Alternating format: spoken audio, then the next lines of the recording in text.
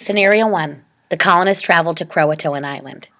The first clue is a message carved on a palisade, which is the side of the fort, that was discovered by Governor John White in 1590 on Roanoke Island.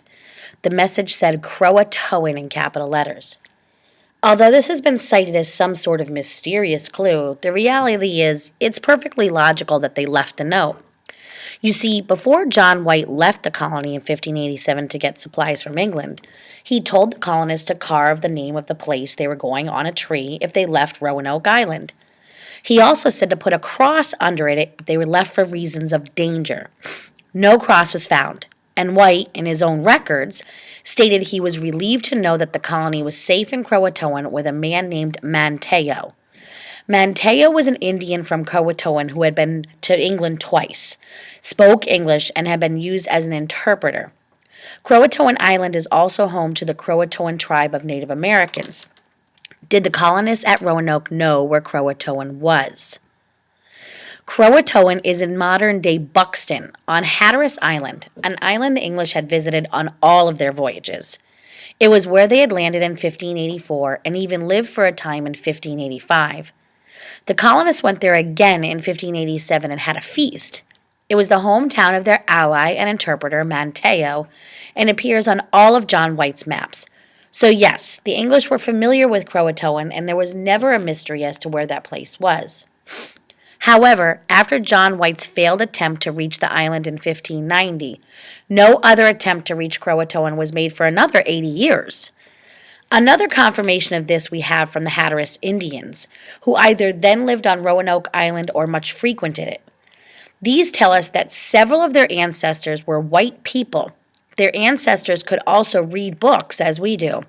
These ancestors also have gray eyes, which is found frequently amongst these Indians. So we have the messages carved by the colonists, Manteo's hometown, and the oral history of the Hatteras Indians all pointing to Croatoan. All of this is old news, though. What is really interesting is what happened in 1993. The native families of Hatteras Island can show you arrowheads, pottery, and other artifacts that they have found from previous generations of people. In the 1970s, locals of the island used to sit by the road and sell arrowheads for a nickel each to tourists.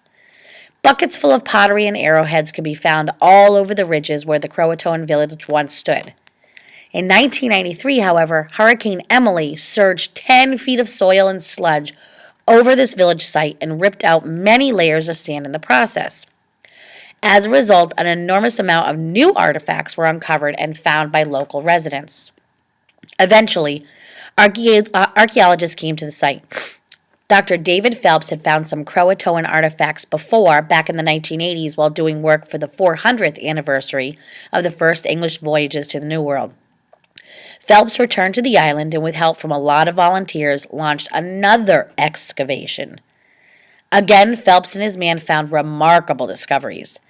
This time, not only were Croatoan artifacts found, but European ones as well.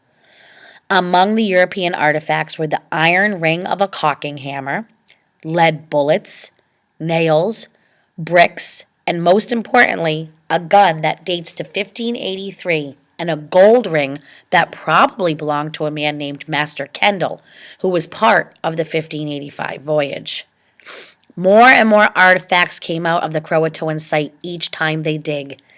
Even European skeletons have been found, along with Native American bones.